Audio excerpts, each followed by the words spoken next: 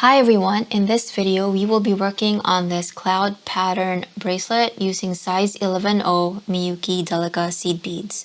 I will flash a version of the pattern on the screen, but you can also go to my Ko-fi page for a high resolution version that you can download to any of your devices or print out. If you are in Canada, also on my Ko-fi page, I have bundled up all the colors that you're going to need to make this pattern, so you can purchase these sets there. And we're not only going to be using this for this particular pattern, I will be designing multiple designs that will make use of the same set of beads so that we can really take advantage of and use up as much of these beads as possible. So these tubes are 5.2 grams each, which is a little over 1,000 beads per tube. And I think we can do maybe 3 to 4 different projects on them. So yeah, please have a look at my shop, and every purchase goes towards supporting this channel, so I really appreciate it. And without further ado, let's get started on this tutorial. Alright, so to get started warping the loom, I will be using Bead Good Thread in the color white. And I'm going to take a length of this and tie a double knot on this side. So just 2 knots.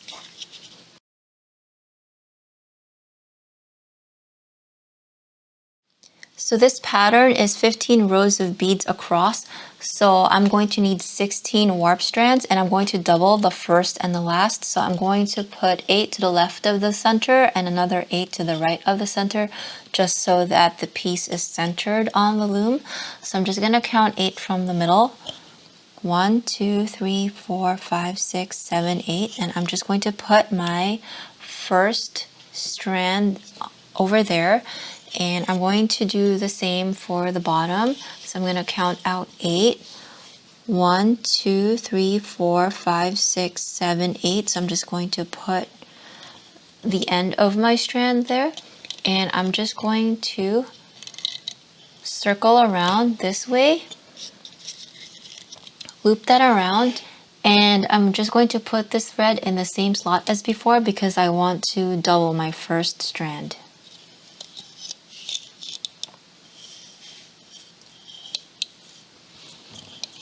And now I'm going to go up until I get to 16.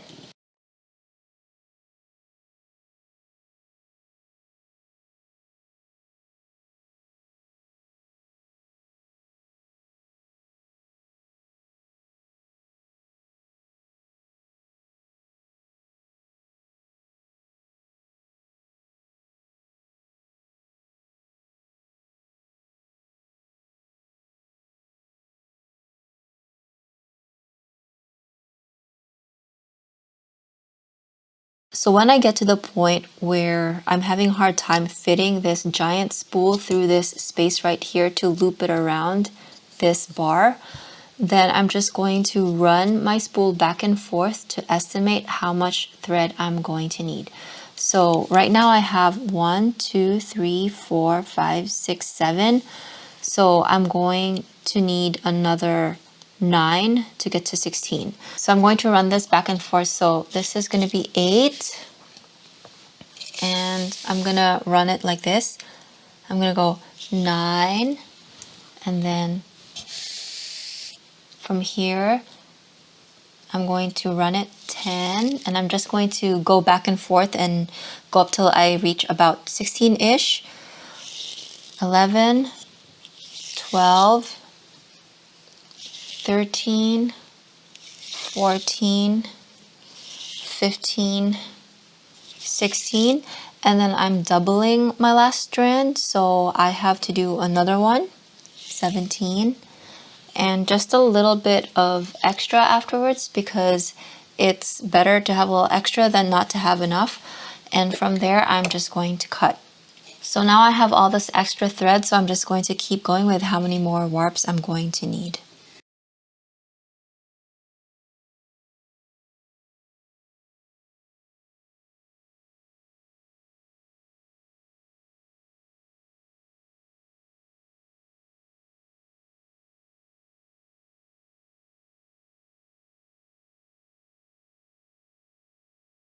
Once I get to somewhere in the middle, I'm going to switch over and wind around on the knob on the other side like this.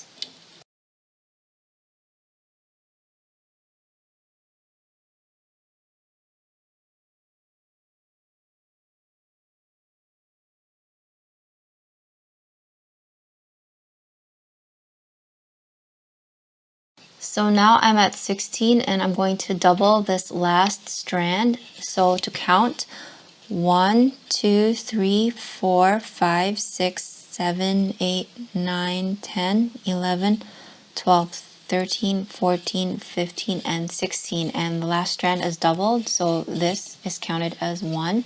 And now I'm just going to tie off that last strand by winding it around and tying a bunch of knots.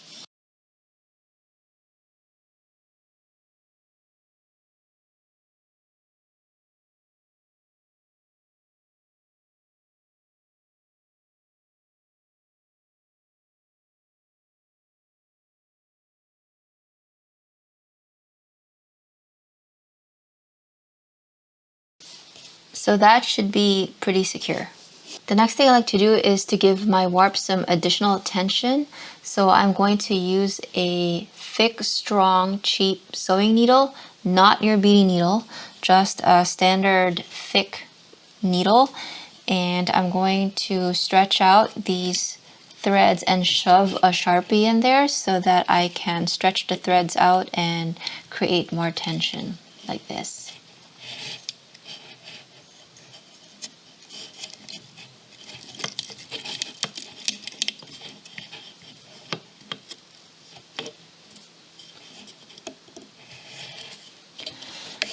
So now my thread feels a lot more taut, and so we're ready to start beading. So for this pattern, you're going to need 5 colors. You've got your Cobalt, your Sapphire, your Agate, White, and Salmon. So first things first, we need to figure out how long we want to make our beaded section, and that should be 1 inch less than the final desired size of your bracelet. So my wrist is about 5.5 inches, and I want my bracelet to have a final size of 6 inches. So that means that I need to take 1 less, which is going to be a 5-inch beaded section. And the reason for the 1 inch is because that's going to be taken up by the clasp. So on the pattern, I have provided some basic measurements. So just take the measurement that you need and start from there. If you do need a larger bracelet, you can always use an extender chain in order to extend that bracelet to a larger size. So for my weft or horizontal thread, I'm still going to be using my Bead Good Thread in the color white, and I'm going to put on about 5 feet on my needle. So just take your thread and put it on the leftmost warp strand or on the rightmost warp strand if you're left-handed, but I am right-handed, so I'm going to make mine on the leftmost warp strand. And I'm going to give myself about an 8 to 10 inch tail like this, and I'm going to tie a very simple overhand knot, just a very regular knot on this strand like that.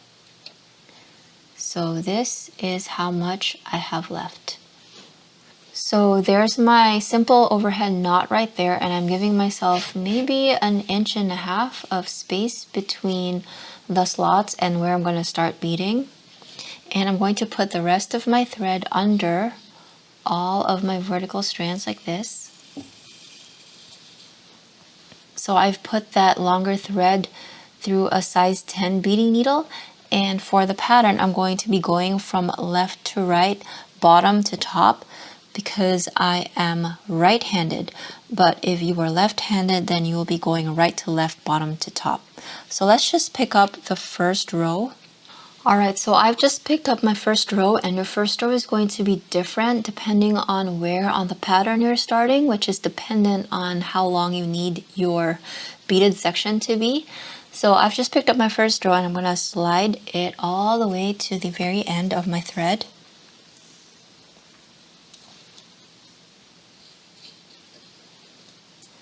And that knot is going to prevent your beads from sliding all the way out.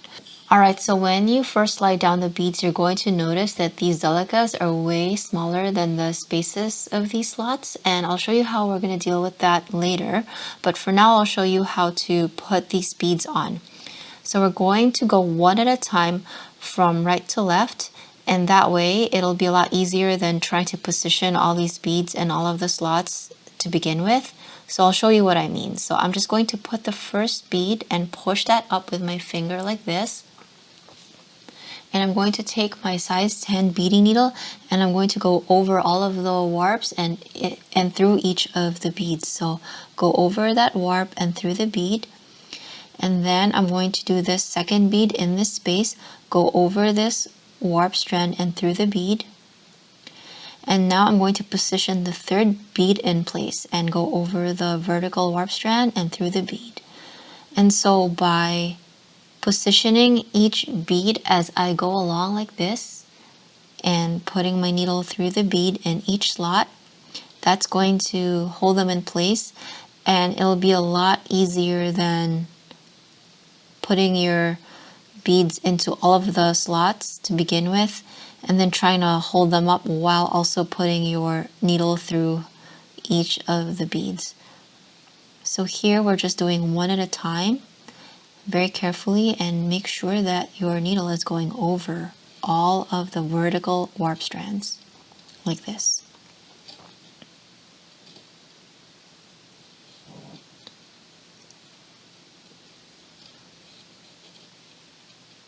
Just kind of move the beads along as you go.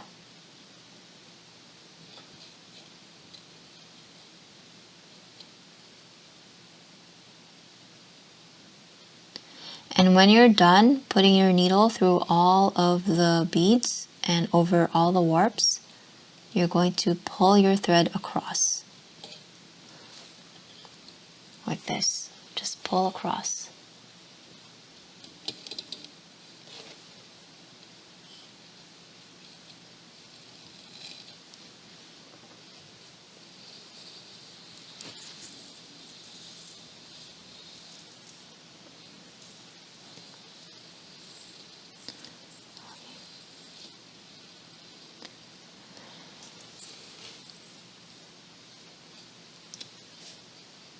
So you're going to tighten it a little bit, but not that much because it's not going to hold because these spaces are just too large. So now we're going to fix that situation. So I'm going to take a tapestry needle. You don't really need to use a tapestry needle. You can also use your thick sewing needle, but I like the tapestry needle because the edge is blunt, which scratches up the loom less. And I got this from Walmart, but you can also get tapestry needles from Michaels. So I'm gonna just grab one.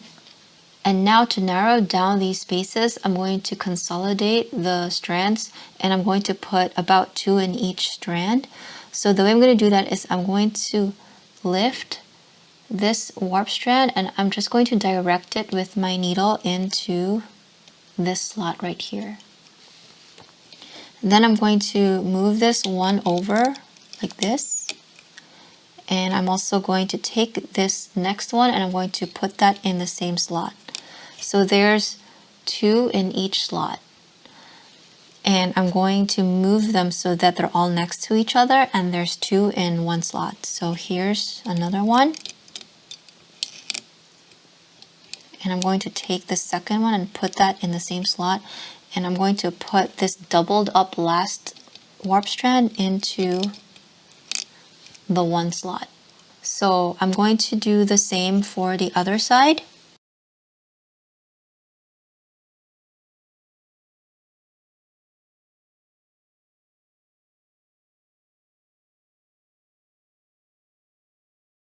And after you do that, it should be a lot easier to pull your thread and make the spaces fit into the size of the beads. So I'm just going to do the same on the other side.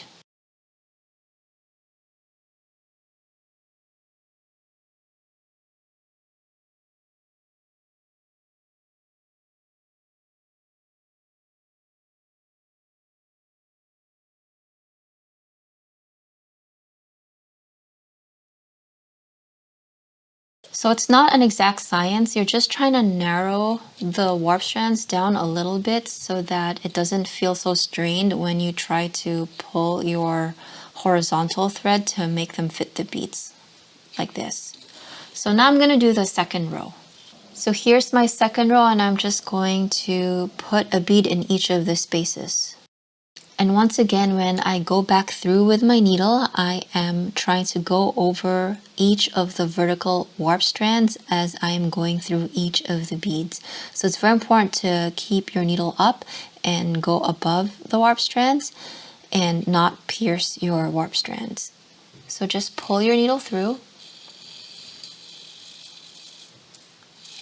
And you can pull this thread so that the warp strands snug up against each of the beads and the warp strands are spaced according to the size of the beads. So because these delicas are very tiny and light, it's very easy to get them misaligned like this. They could get misaligned quite easily. So a trick to get them to be more secure is to take an extra beading needle and just put it through the first row, and that will make your beads more straight. So just wiggle your needle around and flush your bead down so that they're straight like that. And what I like to do is I like to keep that needle there while I am beading, and once I get maybe a little further up, I will move this positioning needle to another row further up, closer to where I'm beading, and that will help keep my alignment as I go up in my pattern. But when you do that, just try not to stab yourself with this needle as you're beading, and if you do find that you are stabbing yourself with this needle, then you can just leave that needle alone as you move further up. Or alternatively, you can start from the top and work your way down to the bottom. So here's my third row, and I'm going to position them, and as you can see, it's a lot easier to pop them up the warp strands into their proper spaces. And now you can just put your needle through the beads and over all of the warp strands like that. And it should go a lot faster from here. So go ahead and continue along with the pattern, and I will meet you back here when you run out of thread and you need to put another weft thread on your needle.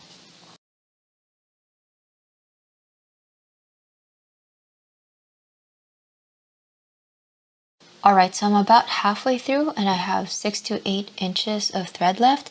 So I'm just going to remove the thread from my needle, and I'm going to leave this tail alone for now, and I will weave it in when I start finishing up the piece. So to add more thread, I'm just going to take another 5 feet or so of thread from the spool. And I'm going to do what we did earlier to start the beadwork, which is to give it a 6 to 8 inch tail and tie a simple overhand knot like this and move that down to the spot where you stopped and put the rest of your long thread under. And make sure you position everything properly, close to where you need to start over again.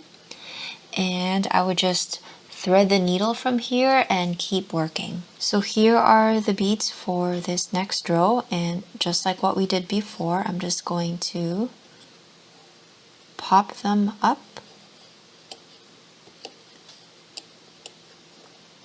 and put my needle over all the vertical strands and through each of the beads.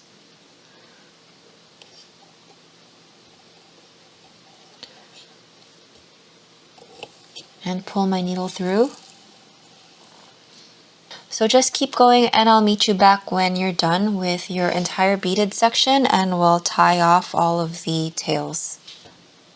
Alright, so I've just completed my 5 inches of beaded section, so it's time to tie off all of these extra tails.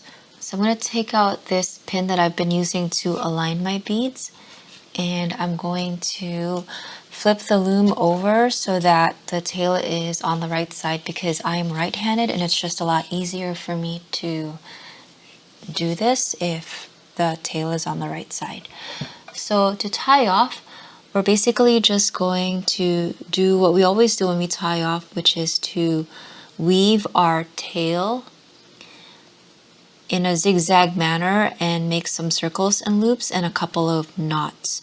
So I'm going to go back one row and I'm going to come out somewhere in the middle, not the end, but somewhere in the middle, like over there is okay.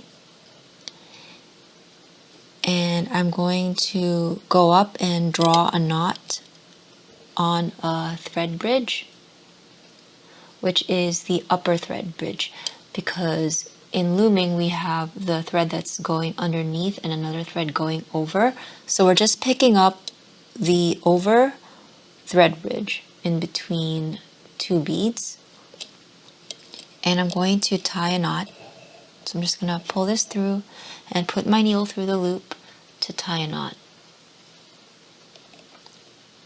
And then I'm going to put my needle in, going in the opposite direction.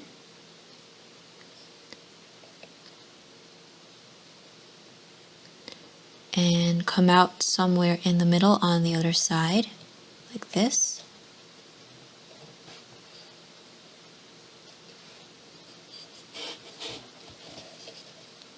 And pull that knot into the bead to make it disappear.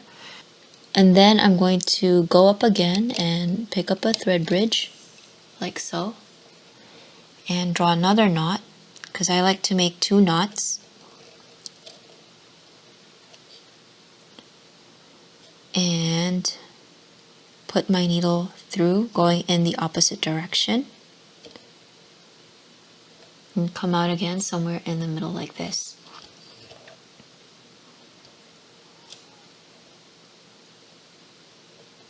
So now that I've put 2 knots, I'm just going to do some zigzags by moving my thread in opposite directions. And I'll also do a loop, which is to go back around like this.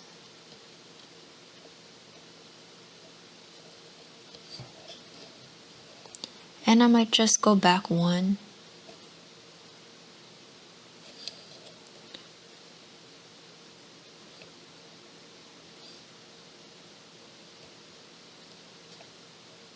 Come out somewhere in the middle, like that. And go back down again, zigzagging.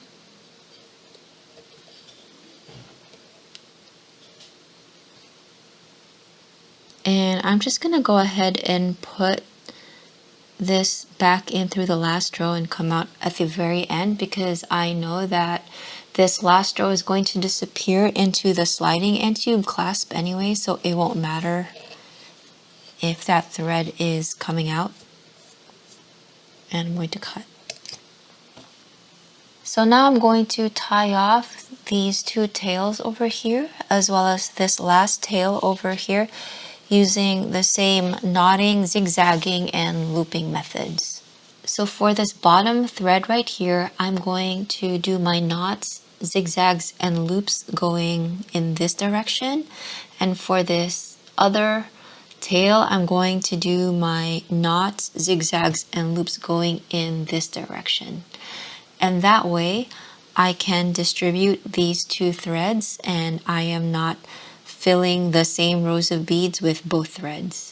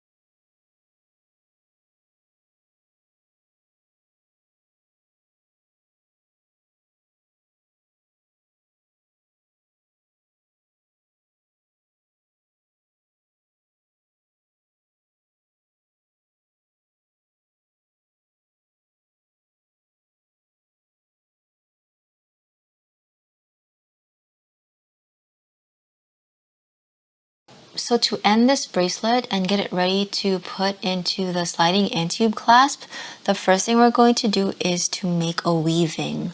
And the way I'm going to do that is, first I'm going to put about 3 feet of thread on my size 10 beading needle, and I'm just going to pick up a thread bridge just to secure this thread, and I'm going to tie a very simple knot. And I'm going to put my needle through and come out completely on the other side like this.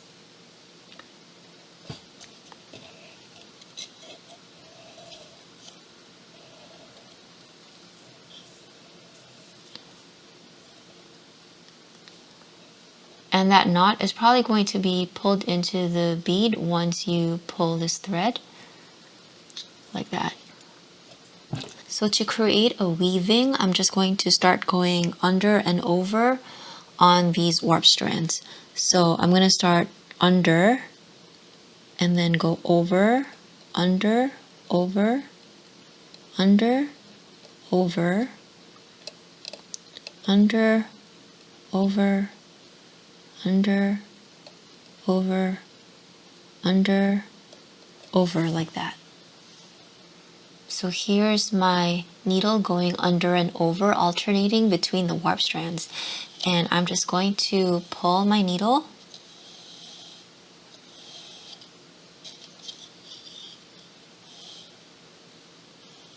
and that's going to be the first part of my weaving. And I'm ending on an over. As you can see, my weft is going over the last warp strand. So now I gotta go under first to hook this warp thread. So I'm gonna go under, over, under, over, under, over, under, over, and so forth and so on, like that. And I'm going to pull my thread through.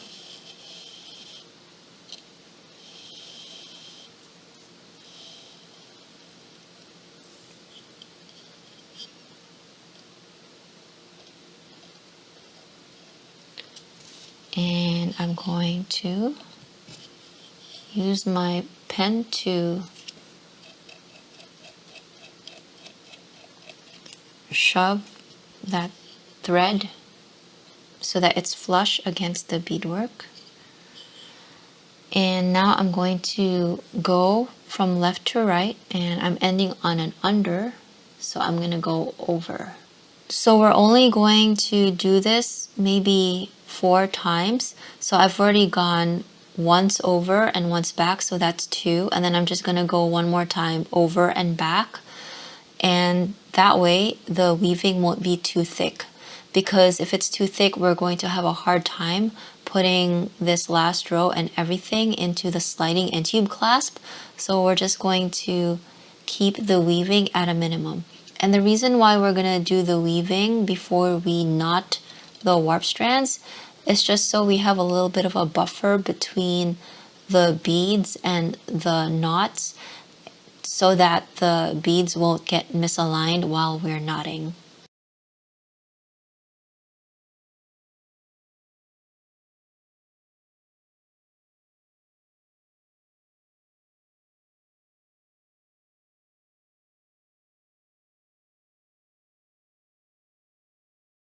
So that's good enough. So I just went back and forth, and now I'm going to tie this off by making a couple of knots on this last warp strand.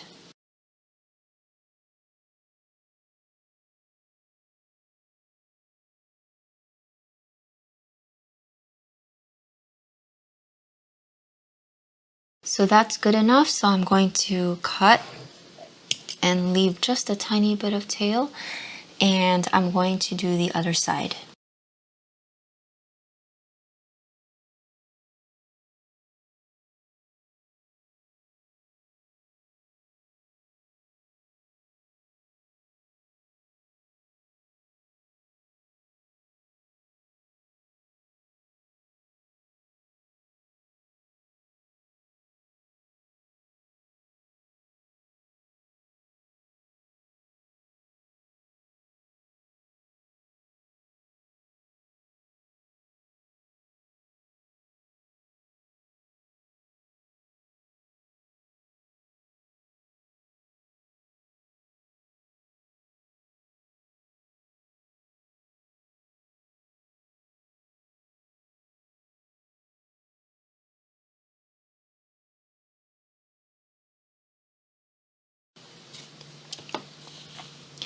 And when you're done with everything, just cut all the tails off like this.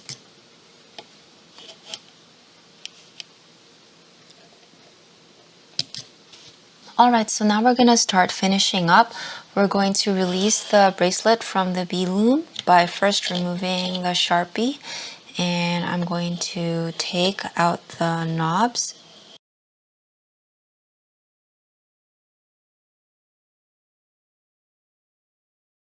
And I'm also going to cut these threads that are tied. Alright, so to start tying off your warp strands, the first thing you have to do is to cut the loops so that they're all separated, because when you first take them out, they're all in loops. So you just want to separate that. And also you want to protect your work surface because we're going to be working with E6000 glue. So what I have actually is E6000 PLUS, and I prefer E6000 PLUS over the regular E6000 because it is low odor. So you still have to work with good ventilation, but at least it doesn't smell really bad compared to E6000. So the next thing I'm going to do is I'm going to tape down my piece so that it doesn't move around. So I'm just going to squeeze out a very small quantity over to the side, like here. Like that's good enough for now. And to seal this off and close it properly, you want to squeeze a little bit of glue out to make sure there's no air, and then you can cap it. And now I'm going to work from left to right, and I'm going to grab the leftmost warp strand, and that's doubled, so it's going to be 2 strands, and also the one next to it. So after grabbing the first 2 strands, I'm going to tie a surgeon's knot. To tie a surgeon's knot, I'm going to go left over right like this, and put this through the loop twice. So once, twice, and you're going to end up with something very twisty like this. And you're going to draw that down until you're very close to the edge. And right before I finish drawing down this knot, I'm actually going to take a piece of scrap wire from a previous project that I had. And I think you can probably just use a toothpick for this, but I don't have a toothpick, so I'm just going to use my scrap wire. And I'm going to take some E6000. Now E6000 is very messy and very gummy. So I'll show you. It's very gummy like this, see? So you just want to be very careful when you're working with it so it doesn't become a huge mess all over the place. So I'm just getting a very small bit of it. And I'm going to dab a tiny bit at the end so that when I draw down that knot, a little bit of glue is going to go into the knot. So just work slowly and carefully so that it doesn't become a huge mess, and use small amounts at a time. So now I'm going to draw that knot fully. And then, so we started with left over right, so now I'm going to do right over left and do one around the loop. And then I'm going to do a third one for security. So now I'm going to do left over right. Just once, and draw that down. So the order is left over right, then loop twice, and then right over left, then loop once, and then left over right, and then loop once. So I'll do that again. So I'm just gonna set this aside with a weight, and now let's do one more. So I'm going to grab the next two strands over here, and so once again, left over right like this, and then put it through twice, so that's once, and then that's twice, like that. Draw it down until you're very close to the edge. And then very carefully and very slowly and deliberately put a very small dab of glue.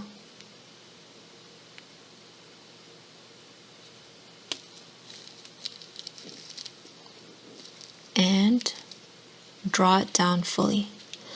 If you're having a hard time with this step, you can just do the knots first and then put the glue afterwards. So now I'm going to go right over left, because the first step was left over right, so now it's right over left, like that.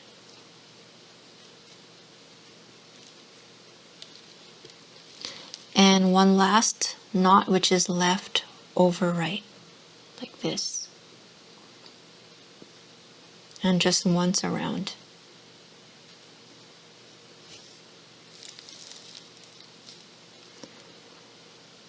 So I'm just going to do the rest of them really quickly, and then afterwards we're going to put more glue over everything.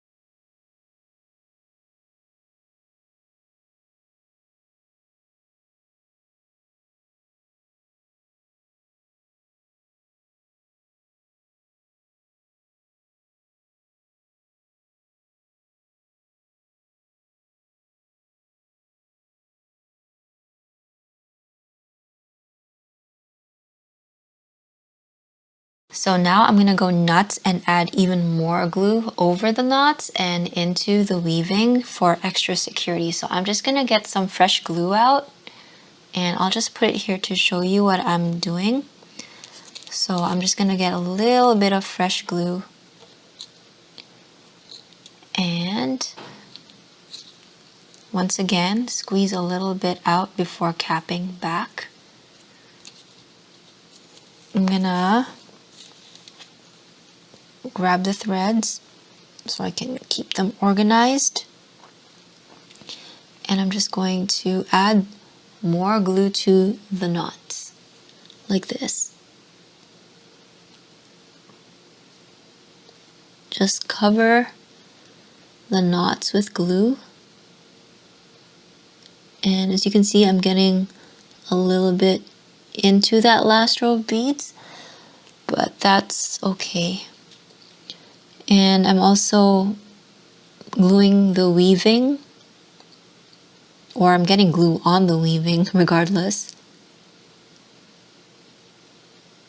There. Then I'm just going to lift this up and try to get some glue on the back side too.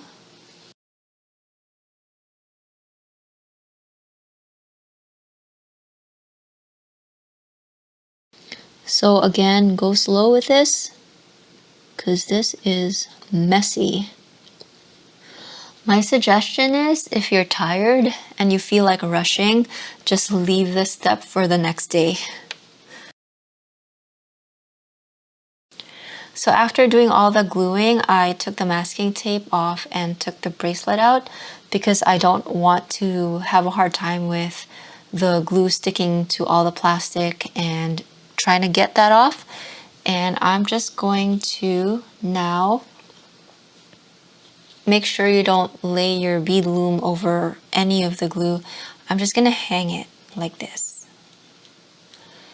And so both ends are suspended, and the glue is going to take 24 hours to cure, so I'm going to wait until tomorrow before cutting off all of this extra string and finishing up by sliding the last row into the sliding end tube clasp.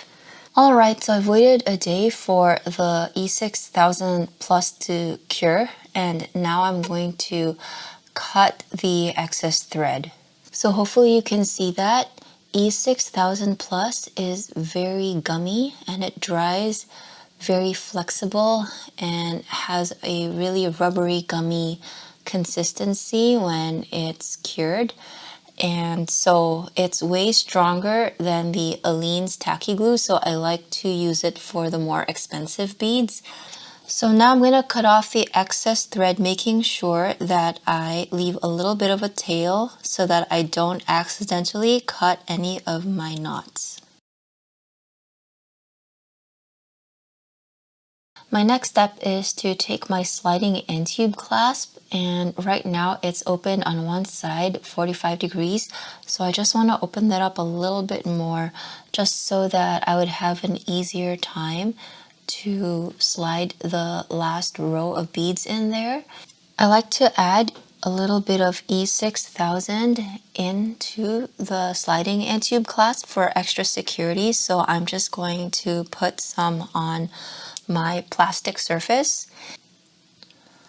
So using a scrap piece of wire, I'm just going to put some of that E6000 glue on the inside and smear it along the inside, making sure to avoid the slotted area.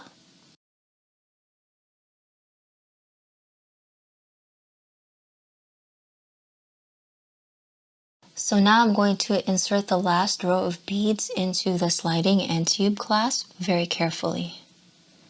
And this bulkiness is the reason why we want to keep our weaving to a minimum.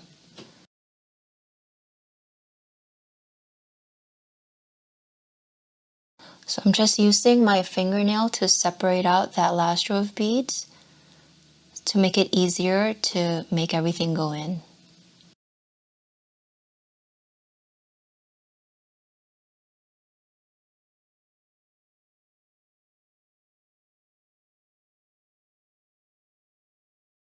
So once everything is in, I'm just going to close this up until I get to almost closed like that. And then I'm going to tap this on the desk to close this the rest of the way. So now it is fully closed.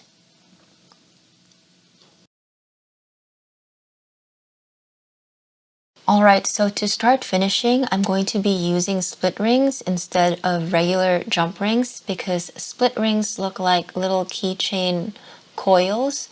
There's no gap, unlike regular jump rings. And I find that the loop on the sliding end tube clasp is really thin, and that tends to slip through regular jump rings. So to open up the split ring, I'm going to be using a split ring opener like this, and just take one end and separate it with the split ring opener like that.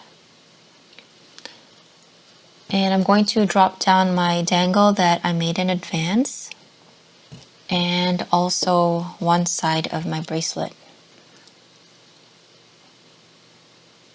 So now everything is attached. Same for the other side. I'm going to drop down my lobster clasp and also the other side of my bracelet.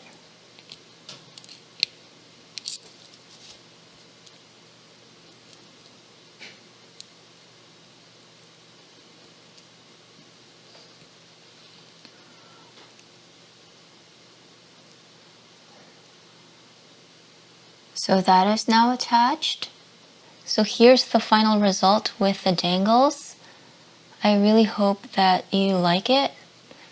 I definitely think that it's very cute and shimmery, and it does remind me of a bright blue sky with fluffy clouds.